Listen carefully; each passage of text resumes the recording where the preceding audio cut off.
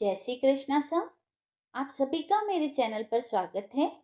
आइए सुनते हैं माँ अन्नपूर्णा की कथा। एक समय की बात है। काशी निवासी धनंजय की पत्नी का नाम सुलक्षणा था। उसे अन्य सभी सुख प्राप्त थे, केवल निर्धनता ही उसके दुख का एकमात्र कारण था। यह दुख उसे हर समय सताता रहता था। एक दिन सुलक्षणा अपने पति से बोली, स्वामी, कुछ ऐसा उपाय करें कि अपना काम चले। इस प्रकार कब तक काम चलेगा? सुलक्षणा की बात धनंजय के मन में लग गई और वह उसी दिन विश्वनाथ शंकर जी को प्रसन्न करने के लिए तपस्या करने बैठ गया और कहने लगा, हे देवादिदेव विश्वेश्वर, मुझे पूजा पाठ कुछ नहीं आता, केवल आपके भरोसे बैठा हूँ। इतनी विनती करके वह 2-3 दिन भूखा प्यासा बैठा रहा। यह देखकर भगवान शंकर ने उसके कान में अन्नपूर्णा अन्नपूर्णा अन्नपूर्णा इस प्रकार 3 बार कहा। यह कौन है? क्या कहकर गया? इसी सोच में धनंजय पड़ गया कि मंदिर से आते हुए उसे कुछ ब्राह्मण दिखे। तो उसने उन ब्राह्मणों को पूछा, पंडित जी, अन्नपूर्णा कौन है? ब्राह्मणों ने कहा, तू अन्न छोड़ बैठा है तो तुझे अन्न की बातें ही सूझती है। जा घर जाकर अन्न ग्रहण कर। धनंजय घर गया, स्त्री से सारी बात कही। वह बोली, नाथ चिंता मत करो, स्वयं शंकर जी ने यह मंत्र दिया है, वे स्वयं ही खुलासा करेंगे। आप फिर जाकर उनकी आराधना करो। धनंजय फिर जैसा का तैसा पूजा में बैठ गया। रात्रि में शंकर जी ने आज्ञा दी और कहा, तो पूर्व दिशा में चला जा। वह अन्नपूर्णा का जाप करता हुआ और रास्ते में फल खाता, झरनों का पानी पीता जाता। इस प्रकार कितने ही दिनों तक चलता जाता रहा। वहां उसे चांदी सी चमकती हुई एक वन की शोभा दिखाई दी। वहां उसे एक सुंदर सरोवर देखने में आया। उसके किनारे बहुत सी अप्सराएं झुंड बनाकर बैठी हुई थी और वह एक कथा सुनती और सब मिलकर माँ अन्नपूर्णा इस प्रकार बार बार कहती थी। धनंजय ने उनके पास जाकर पूछा, हे देवियों, आप यह क्या कर रही हैं? उन सब ने कहा, हम सब माँ अन्नपूर्णा का व्रत करती हैं। धनंजय ने पूछा, व्रत पूजा करने से क्या होता है? यह किसी ने किया भी है? इसे कब किया जाए? कैसा व्रत है और इसे किस विधि से किया जाए? मुझे भी विस्तार से बतलाओ। वे कहने लगी, इस व्रत को कोई भी कर सकता है। 21 दिन तक के लिए 21 गांठ का सूत लेना चाहिए। 21 दिन यदि न बने तो एक दिन उपवास करे और यह भी न बने तो केवल कथा सुनकर प्रसाद लें। निराहार रहकर कथा कहें। कथा सुनने वाला कोई न मिले तो पीपल के पत्तों पर सुपारी रखकर एक घी का दिया जला दें और उसके समक्ष बैठकर कथा कहें।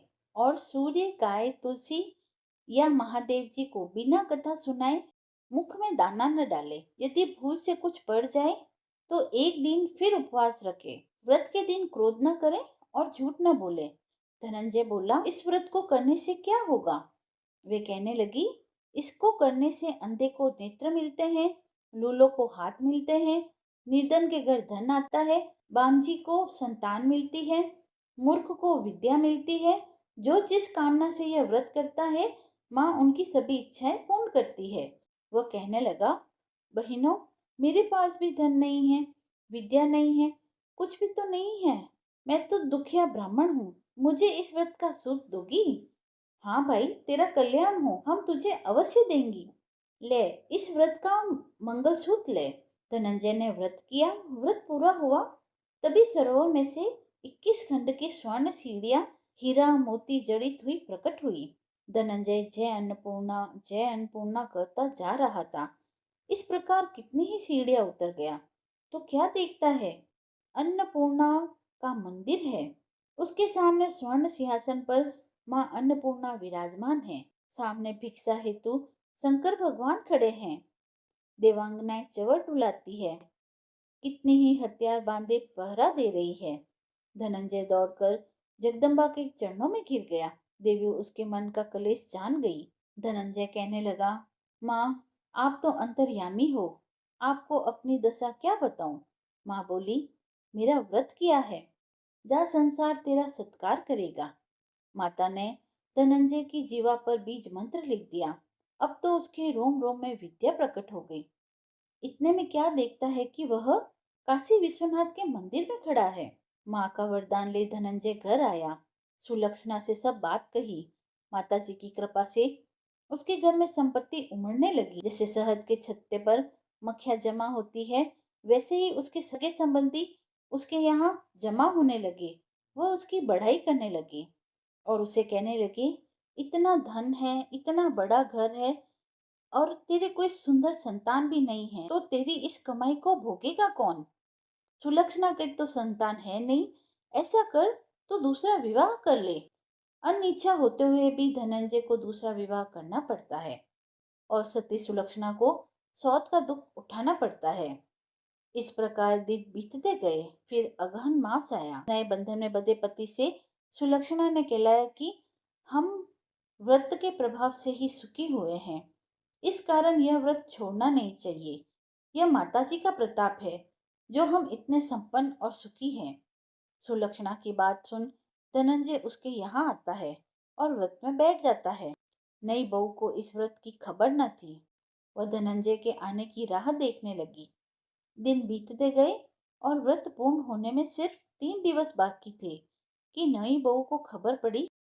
उसके मन में ईर्ष्या की ज्वाला धधक उठी और उसने सुलक्षणा के घर आ वहां भगदड़ मचा दी। वह धनंजय को अपने साथ ले गई। नए घर में धनंजय को थोड़ी देर के लिए नींद्रा आ गई। इसी समय में उस नई बहू ने उसके व्रत का सूत का धागा तोड़कर आग में फेंक दिया। अब तो माताजी का कोप जाग गया। घर में अकस्मात आग लग गई। सब कुछ जलकर खाक हो गया। सुलक्षणा जान गई और पति को फिर अपने घर ले आई। नई बहू रूठ कर अपने पिता के घर चली गई। पति को परमेश्वर मानने वाली सुलक्षणा बोली, नाथ, घबराना नहीं है। माता जी की कृपा अलौकिक है। पुत्र कुपुत्र हो सकता है, परंतु माता को माता नहीं होती। अब आप श्रद्धा और भक्ति से आराधना शुरू करो, वे जरूर हमारा कल्याण करेगी।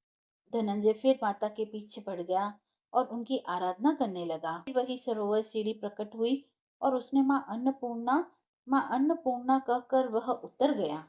वहां जा माता के चरणों में रुदन करने लगा। माता प्रसन्न होकर बोली, यह मेरी स्वर्ण की मूर्ति ले, इसकी पूजा करना तो फिर सुखी हो जाएगा। जा, तुझे मेरा आशीर्वाद है।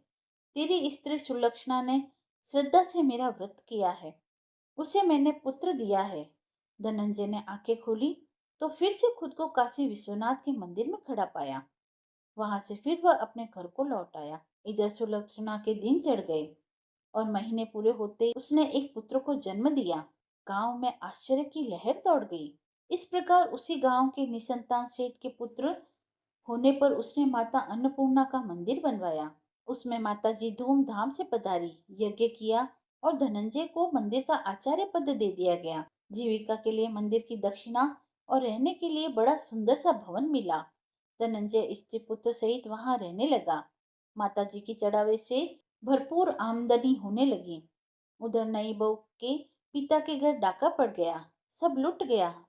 वह भीख मांगकर पेट भरने लगी। सुलक्षणा ने यह सुना तो उसे बुलावा भेजा, अलग घर में रख लिया और उसके अन्न व वस्त्र की व्यवस्था कर दी।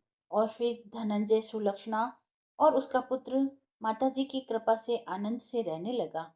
हे अन्नपूर्णा माँ, जैसे आपने धनंजय के घर के भंडार भरे, वैसे आपकी कथा कहने वाले, सुनने वाले और हुकारा भरने वाले के भी घर के सारे भंडार भरना। कथा समाप्त हुई। यदि आपको कथा पसंद आई हो तो आप मेरे चैनल को लाइक, शेयर एंड सब्सक्राइब करें। धन्यवाद।